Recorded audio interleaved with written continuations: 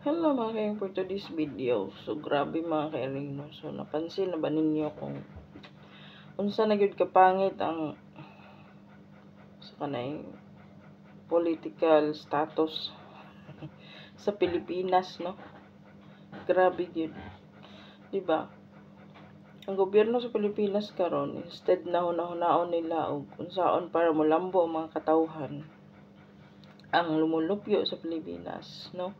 Mas ilang ginahuna kung unsaon nila pagpangawat sa pundo sa kwarta nga gikan sa mga tao sa Pilipinas, pastilan, di ba? So imagine ninyo, once nga naay makalingkod bitaw nga abi bitaw nato og ganang mao na gyud to giahak porting buaya. Di ba?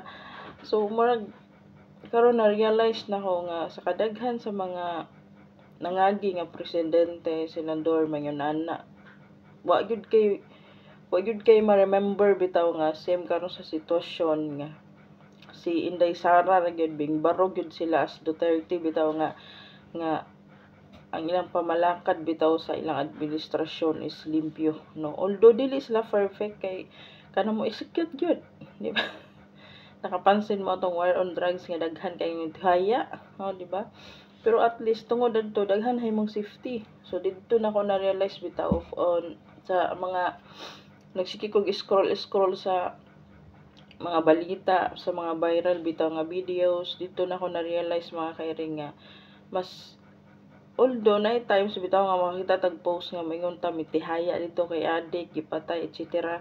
Pero na realize na ko nga lantaw ko sa abang video sa interview ni Tatay Digong is na siya usa ka video dito nga ingon siya nga gusto lang ninyo human rights ang inyong ibantayan, inyong giprotektahan, pero ako ang giprotektahan ako ang kinabuhi sa mga tao, sa mga Pilipino nga mahimong biktima sa mga adik, di ba?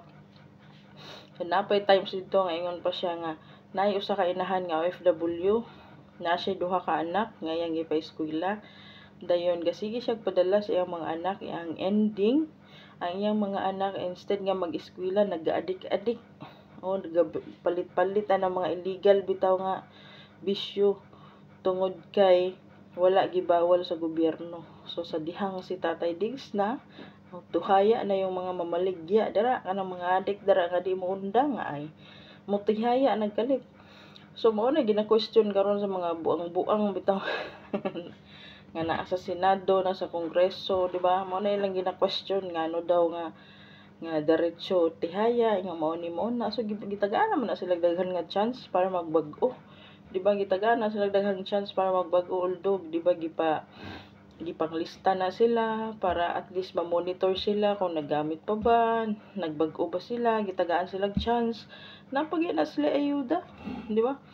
Para makabagong buhay sila, makasimula sila, pero di man sila mundang. Sige mo sila adik-adik. Nya may lag ang ilang pag-adik-adik is wala sila mabiktima. Once nga mag-adik-adik ka, naagyo na times nga makapang-rape ka, makapatay ka, makapangawat ka. So daghan kag crimen nga maabot siguro sa imong nahuna kay matud pa nila pag mo gamit ka ng mga butanga mahay man ka, no? Bisag wa ka galupad na feeling nimo galupad ka, mo na ilhang ginaingon.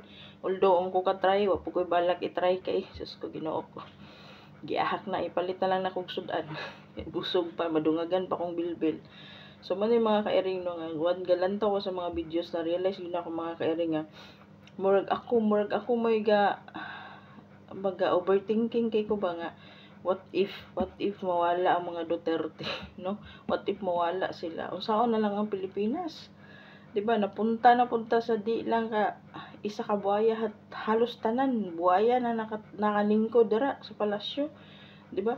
Na-realize na ko mga kairing na pagkalayo ra gyud sa kahimtang bitaw sa government status or sa political status sa Pilipinas kay diri sa laing nasod, diri wala gyud mga isyu nga sikuan kurap, sikuan ang lamang, wala gyud mga inana diri mga kairing, no?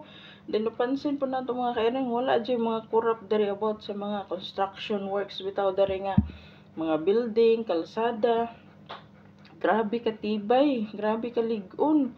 No wala jud kay makuan dari ba nga building mingguho, building natumba, kalsada nagbuak sa bana dira, kanang mga bridge nga nangakuan dira kanang imbis nga dako og budget, ilahang gi kaltasan kay gisulod sa ilang sariling bulsa nang imbis nga nindot ang pagkabuhat, mabati na kay mao lagi na ilang gikaltasan.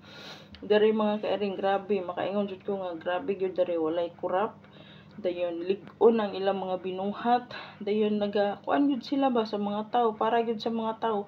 Dari sa Pilipinas pag ayuda, mapura pa kag pila-pila adto dito dari, makagasto pagkagdako para maapil ka sa lista sa ayuda. Dari mga kairing, automatic once nga gipanganak ka na nakay mga papel gikan sa imong ginikanan, malista na ka, no need na ka magpahirap-hirap, di ba? Imagine lang nimo ako dili man jud ko PhilHealth member, no, kay wala pa man ako gyud gipakuan ako membership sa sa PhilHealth.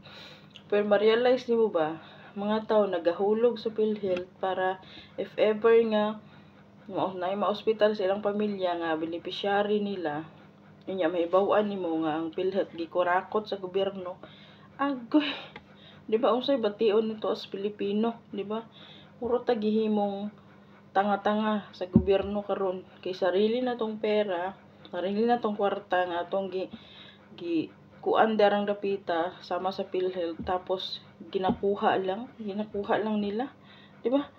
Tapos naay isa ka tawo nga mo tindog para sa atua, ilaha pang gustong pabagsakon, tapos pastilan. So kanusa pa bang eleksyon?